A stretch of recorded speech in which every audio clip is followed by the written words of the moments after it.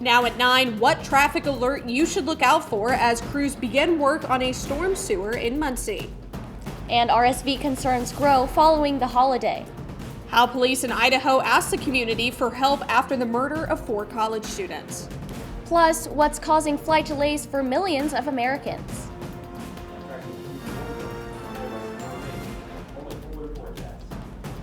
Delaware County's only live television newscast from Ball State University's Unified Media Newsroom. You're watching NewsLink Indiana.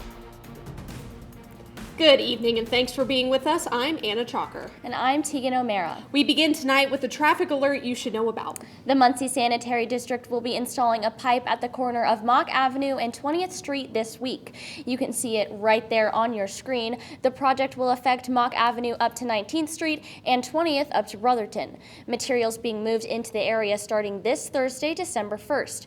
Digging will begin the following Monday, the 5th. City officials say that projects like these have been met with material shortages. Part of the other challenges that we're dealing with a national shortage of concrete, and so it's creating some challenges. But we're running out of asphalt season, and we're told by the asphalt company that they expect to stay open again next week, and then the plant will close and we can't get the asphalt. It's also pothole season. Officials want to remind everyone that any potholes in the city can be reported. You can make a report at cityofmuncie.com under the Report It section. And it's also been pretty chilly outside, which comes right in time for Cyber Monday. It was great. People could stay inside, but I think we're going to be getting a little warmer, but it's going to be getting down there in the lows a little quicker than we think it's going to happen. Eric, what do you got for us? Right now it's looking quite problematic here. It up. I'm ready to see some rain. Right now we have rain totals from the past day. We had some rain come through our area, but that's not the concern because we're expecting the warm up to come up with some storm chances also in our forecast and a cold blast to return by midweek. This week coming up my forward forecast. 'Tis the season to gather with friends and family from near and far, and with that can come the risk of spreading illnesses. American travel at pre-pandemic levels this Thanksgiving, and the rest of the holiday season can expect to see the same. But with 3 major different viruses circulating right now, what is the outlook on potential spread as we head into December? Mike Valero reports. The holiday season is in full swing and people are hitting the roads and skies at nearly pre-pandemic numbers. At the same time, a triple threat of viruses looms. Respiratory syncytial virus, or RSV, in particular, is causing major concerns for children. And according to Dr. Anthony Fauci, it's at a critical point, approaching an emergency. In some regions of the country, we're seeing that the hospital system for pediatrics are at the point of almost being overwhelmed. When you have very little wiggle room of intensive care beds, when you have almost all the intensive care beds that are occupied. With the trifecta of COVID, flu, and RSV circulating right now, Dr. Fauci says protecting yourself this holiday season begins with your vaccination status. We have 2 of the 3 of the trifecta. We have vaccinations for clearly COVID, particularly with the updated boosters that are now available. We have vaccinations for influenza. Medical experts suggest that if you're going to be getting together with others, go back to the basics and use common sense. Stay up to date on vaccines, wash your hands, and wear a mask around others if you're in the vulnerable category. Suggest everybody take a quick COVID test also before getting together. One silver lining, though, other countries have already seen their flu and RSV numbers peak early and start to come down. We're hoping that that's going to happen because both flu and RSV have come to us earlier than it usually does. In Los Angeles, I'm Mike Valerio reporting. The Biden administration is on a 6-week push to get more COVID booster shots into the arms of Americans. More than 35 million Americans have received the latest bivalent booster, but they say that's just a fraction of those eligible. The World Health Organization has announced that monkeypox has a new name. It will now be referred to as Mpox. Monkeypox was named in 1970, a decade after the virus that causes the disease was discovered in captive monkeys. But since the start of the most recent outbreak, scientists have pushed for a name change. They were concerned the name could create a stigma that would steer people away from testing and vaccination. WHO says both names will be used for the next year while the term monkeypox is phased out. More than 81,000 cases have been reported in more than 110 countries. People ages 65 and older make up only 16% of the U.S. population, but according to a Washington Post analysis of CDC data, people in that age group currently make up nearly 9 out of 10 COVID deaths. The pandemic has consistently hit older Americans the worst. During the first few months of the pandemic, the age group made up 8 out of 10 deaths. In the summer of 2021, it went as low as 6 out of 10. Last week, the White House announced it was launching a campaign to get more seniors and other groups affected by the pandemic boosted. Police in Moscow, Idaho say they are pouring through more than 260 tips sent in digitally. Now more than 2 weeks since 4 college students were found stabbed to death inside a home. A Friday night news release from the police department asks the public for any outside surveillance videos from businesses or residences nearby, taken between 3 and 6 a.m. the morning of November 13th. Idaho's governor has authorized up to $1 million in state emergency funds that can be used for the ongoing investigation. Investigators encourage the public to rely on its official releases for updates on the case. As of now, no suspect has been identified. The accused Buffalo, New York mass shooter pleaded guilty today to state charges including murder, domestic terrorism, and attempted murder as a hate crime. 19-year-old Peyton Gendron is accused of killing 10 people and injuring more than a dozen at a grocery store in a predominantly black neighborhood in May. 11 of the 13 people shot were black, and investigators believe Gendron targeted them based on their race. He has pleaded not guilty to multiple federal hate crime charges. If convicted on those charges, Gendron could get the death penalty. Hawaii's Mauna Loa erupted for the first time in nearly 4 decades, dropping volcanic ash and debris near the area. The U.S. Geological Survey said Mauna Loa started to erupt late last night in the summit caldera of the volcano on the Big Island. Early this morning, it said lava flows were contained within the summit area and weren't threatening nearby communities. Portions of the Big Island are under an ashfall advisory issued by the National Weather Service in Honolulu, which said up to a quarter inch of ash could accumulate in some areas. Delayed flights for millions of Americans. What's causing the issues? Plus, oil prices have dropped to a near yearly low. What caused the numbers to go down? Next.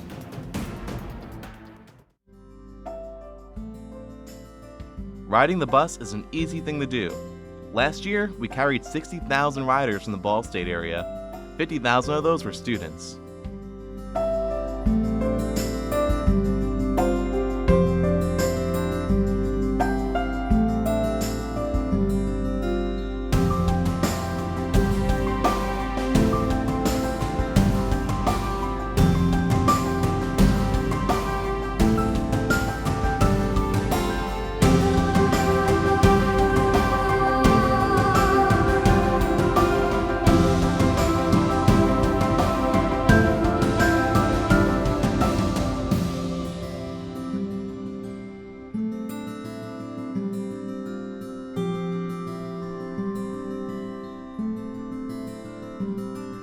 Anywhere you want to go, MITS will take you there.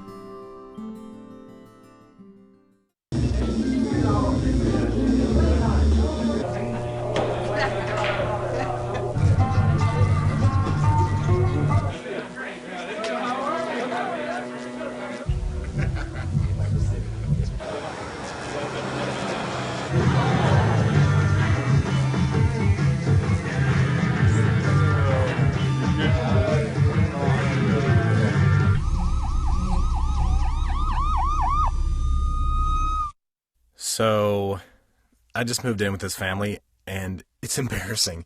The little one, he likes to go outside and crawl around in the giant litter box. I don't know what he's doing. I mean, I was born and I knew how to use the litter box. Look at that! That's disgusting! Oh, poop already! You're making me nervous. Oh, okay, I can't look at this anymore. I really hope he grows out of this, for his sake. A major storm system wreaking havoc on airports across the nation. Americans facing flight delays while wrapping up their holiday weekend. As Isabel Rosales reports, a new storm system now threatens more than 25 million Americans. The Storm Prediction Center sounding the alarm on a significant severe weather event. That indication here is a level 4 on a scale of 1 to 5, and damaging winds, large hail are the primary threats, but there is an elevated risk here for tornadoes as well. It especially threatens 1.5 million people across the lower Mississippi River Valley.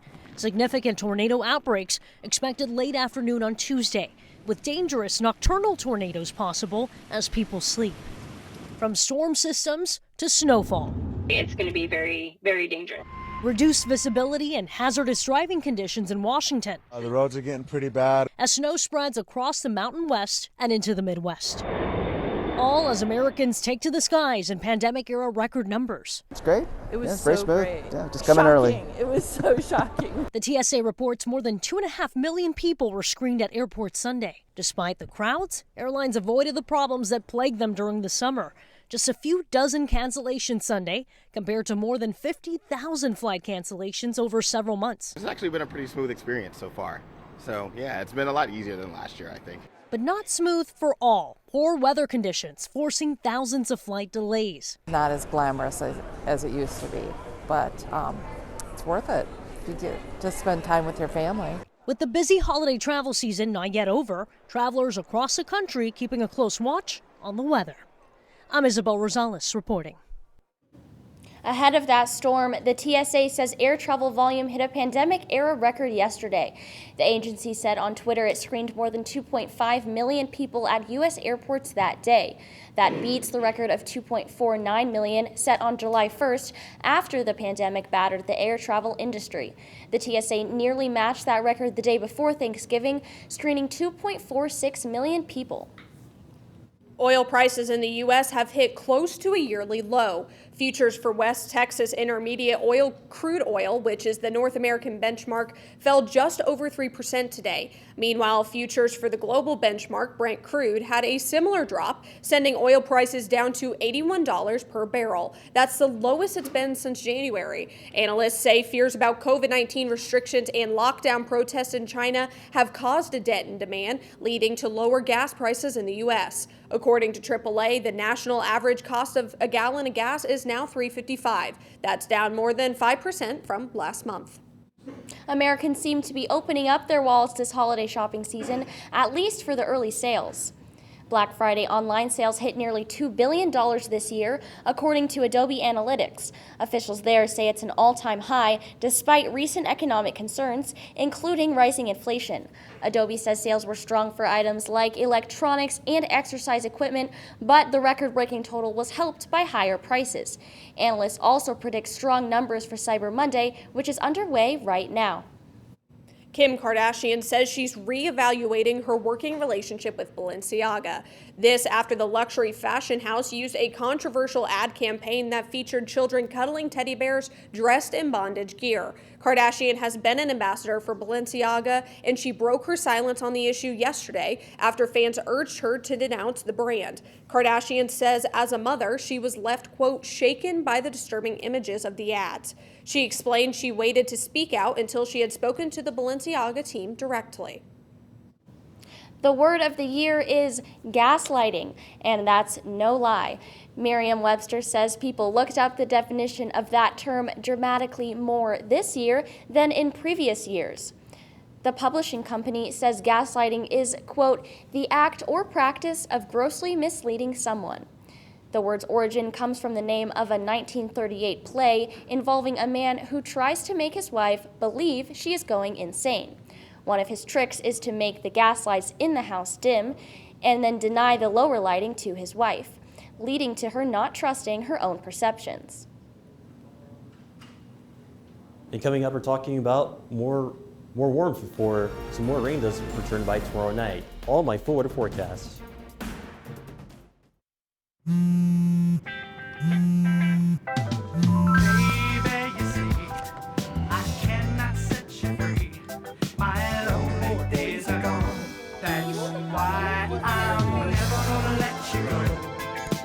Never gonna let you go.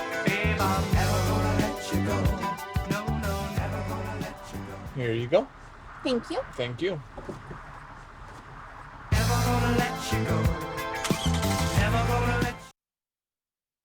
I think it's just vapor with flavor. It won't hurt my kid like cigarettes, right?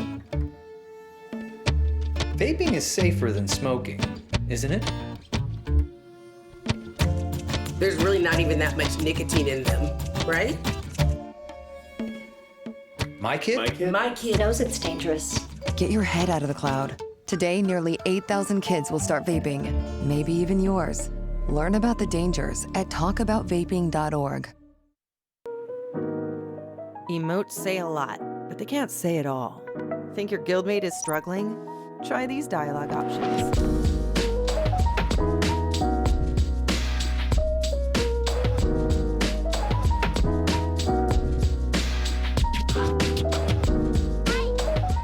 Go beyond emotes. Check in with your guildmates at seizetheawkward.org.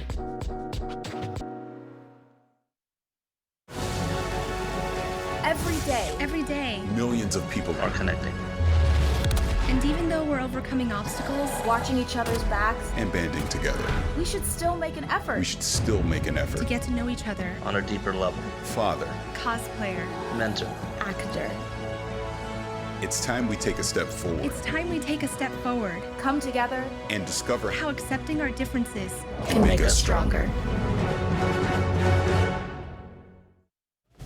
9:16 on this Monday evening, and you're getting a live look at the Foundational Science Building. And it was a little chilly today, but warmer than what we have been seeing. Had to still wear a couple layers to and from class. Yeah, I'm definitely hoping that it stays around this temperature, not too cold, not too hot, just in the middle.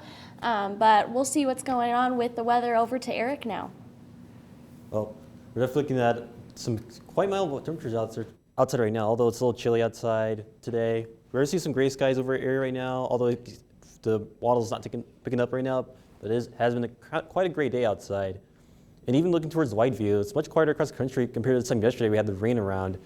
And even you can see here, nothing to worry about, although we have some showers up in Nebraska.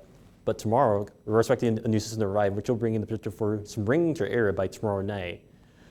But right now, temperatures are a little chilly outside. Temperatures around 45 degrees here in Muncie, 44 degrees here in Indianapolis, and 45 degrees down here in Bloomington. So quite chilly this time of year, although temperatures are on average for this time in late November. And as you head to tonight, we're seeing those temperatures to drop down to a cool, chilly low of 38 degrees. Temperatures will be mostly cloudy with winds coming out of the southwest from 5 to 10 miles per hour. And with those winds coming from the southwest, that'll lead to a warmer day for tomorrow. Temperatures won't go into the 40s, not the 50s, but we'll reach the 60s by tomorrow afternoon. Temperatures will top around 60 degrees for your high tomorrow afternoon, looking at some sunshine returning by the afternoon as well. So definitely a good day to go out for a walk, go for a run, and even take advantage of that awesome weather, because this warm-up will be brief. As come tomorrow night, unfortunately, we're expecting rain and the potential for some thunderstorms to return. And so the Storm Protection Center does have the southwest portion of our viewing area under potential for severe weather for tomorrow night, as they're under a margin of risk for to see some severe storms. For us, we're just expecting just some thunderstorms at times, which means you won't see any severe weather, but we may hear some rumbles of thunder from time to time with the rain that does come through on Tuesday evening.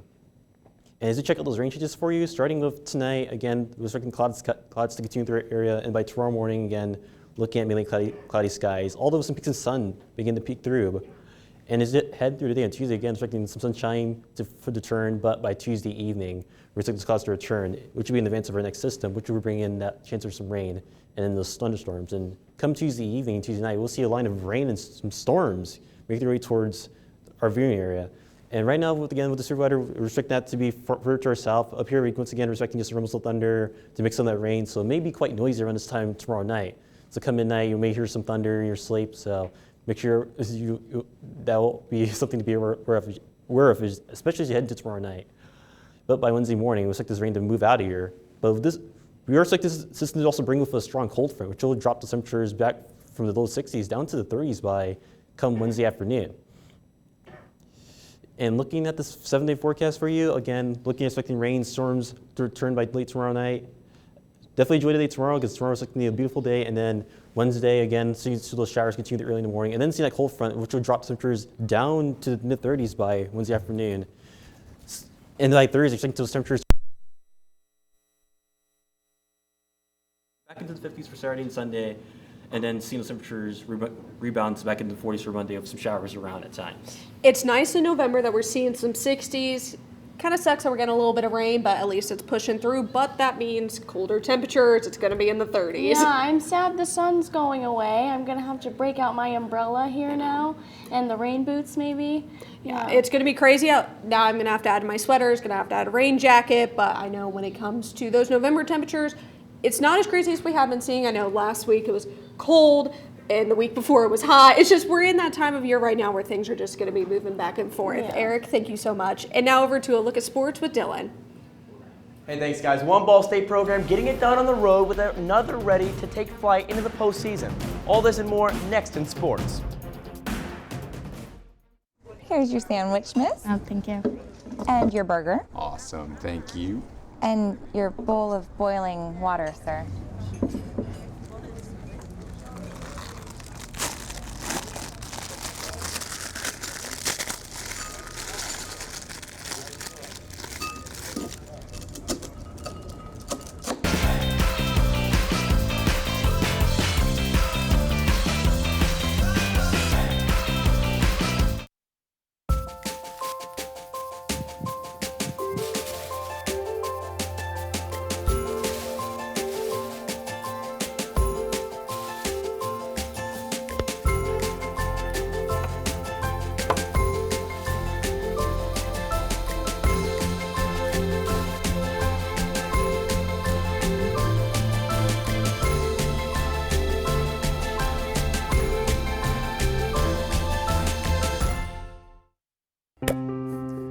After retiring from the NFL, I've been able to spend a lot more time coaching my daughter's basketball teams. It's something I love to do. Through our games and our tournaments, we see all types of coaching, good and bad. And it begs the question, do we really know who's coaching our kids? Do they have the proper training and screening it would take for me to be comfortable with my daughters playing for that coach? Our Youth Basketball Association made the decision to use trusted coaches to screen and train all of our coaches. I'm a trusted coach. Are you? So if one cat has 4 kittens who reproduce every 6 months, how many cats will there be in 5 years? Who's got it? Is this... What is that? Seriously? Who threw that? Cats are terrible at math, but they sure do multiply. Please spay, neuter, and adopt. The solution is 10. Welcome back to NewsLink Indiana. I'm Dylan Selke with sports. When most students spent their Thanksgiving break with family and friends eating mounds of food, Ball State women's basketball spent theirs in Utah, winning multiple games. The Cardinals played 2 games over the break, one on Wednesday and the other on Saturday. Ball State making their way out to Logan, Utah to take on the Aggies of Utah State. The game was closer after the first quarter when Ball State was up by 4 points. That would all change after Ball State would score 27 in the second quarter. The Cardinals would cruise to an 80-55 win over the Aggies. Ball State then traveled south to Provo, Utah, where they faced off against BYU. The game was tied after the first quarter until BYU came out in the second to take a 3-point lead at the half. The Cardinals would rally back in the second half to take a 61-56 win over the Cougars, bringing Ball State to a 4-2 record on the season. Head coach Brady Zally believes that the team that is built for glory. We feel like this is a championship level team, and that's where our soul sights are set, and it's that simple. We're in this season and on this journey to win a championship. Ball State will play their next 3 games at Worthen Arena, where they are undefeated starting this Friday at 6:30. Keeping things on the court, Ball State men's basketball spent their holiday break in the Bahamas. The Cardinals compete in the Nassau over the weekend for the Baha Mar Hoops Nassau Championship. In the first game of the tournament, Ball State faced off against the Vermont Catamounts on Friday. The Cardinals fought hard, but fall short with a score of 78-73. Ball State would bounce back the following day by beating Missouri State 67-64. And in the final day of the holiday tournament, the Cardinals would face off against the Spartans of San Jose State. Ball State would fight hard but lose in a tough defeat 67-65. The Cardinals moved to 4-3 on the year, with their next matchup being this Saturday at Duquesne University. A large part of their success for Ball State men's basketball this season has been on sophomore center Peyton Sparks. The Mid-American Conference announced today that Sparks was named MAC Player of the Week. This coming after a strong performance in the Baja Mar Hoops Nassau Championship, averaging 16.3 points and 9.7 rebounds per game. Sparks and the Cardinals look to improve to 5-3 on the year this Saturday at 2 p.m. Ball State athlete is honored. Another Ball State program is honored with the chance to compete for a national title. Last night, after days of uncertainty, Ball State women's volleyball earns an at-large bid into NCAA Division I women's volleyball tournament. The Cardinals received the bid after a 24-8 record on the year, a COMAC regular season championship, and a runner-up finish in the MAC tournament. This is Ball State's third trip to the tournament under four-year head coach Kelly Miller Phillips. The Cardinals will make the trip to Milwaukee, Wisconsin to take on the four-seeded Marquette this Thursday, December 1st. The match is set for 8 p.m. Eastern as Ball State looks to advance to the winner of Georgia Tech and Wright State. And hey guys, awesome to see Ball State women's volleyball competing at a super high level for a national championship. It is great to see them doing that, and wish them the best as they compete through on. Dylan, thank you so much. And after the break, NewsLink Indiana's Janice English joins us with your campus coverage. And we have a final check on weather. Stay with us.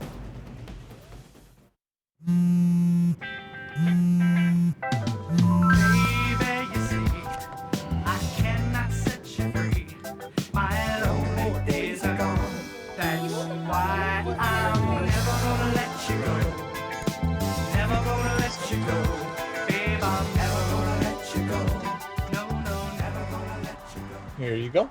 Thank you. Thank you.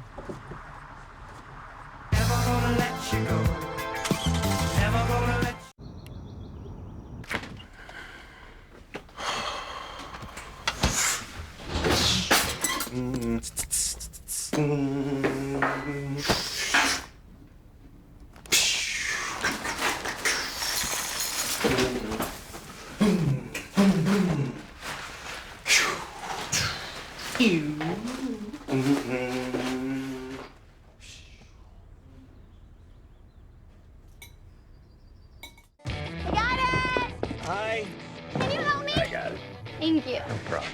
Just like the rules to surviving Zombieland, there are steps you can take to be prepared for an emergency. It's the right thing to do. Talk with your family to make a plan. Look for safe areas to meet up if separated. And stock up on supplies. It's never too early to get prepared, so start now. Right now? Right now. You can't predict emergencies, but you can be ready. You're welcome, America. Visit ready.gov today to learn more. Jordan knows he shouldn't eat this entire bowl of nachos, but tonight he's earned that right. Because a few hours ago, in the middle of happy hour, he recognized a sign. Not from the gods or a bolt of lightning, but from a double heart, a kissy face, and a fourth ha in ha ha ha. That's when Jordan knew he was buzzed. So when it was time to go, he got a ride home instead of driving. Be a legend like Jordan. Recognize your buzzed warning signs and get a ride home. Buzz driving is drunk driving. Welcome back to NewsLink Indiana. My name is Janice English, and this is your campus coverage. Earlier today, the School of Art hosted the first day of their print sale from 9 a.m. to 4 p.m. in the atrium. The art included print, photography, and drawing work from 2D students. This allows students to learn how to set up their work and sell them. Profits went to each individual student as their pieces were sold. Selling some art here down at the print show down the atrium. I'm selling Lunar Lover, and I'm also selling some devil stickers. I really love being able to sell my art because it's a great opportunity for people to be able to see what I can do and all the hard work that I put in here at the Ball State Art School.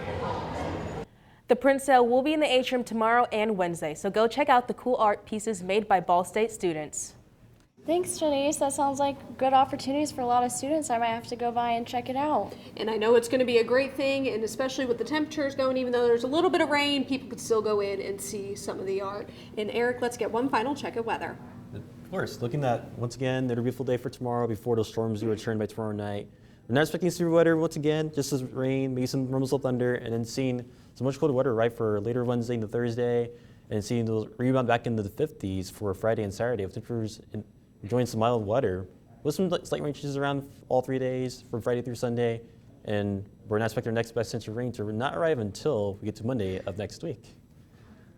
Eric, thank you so much. That's all tonight for NewsLink Indiana. Be sure to join us again tomorrow night at 9, streaming live on the NewsLink Indiana Facebook page. And for news anytime, anywhere, go to ballstatedaily.com. Have a great night.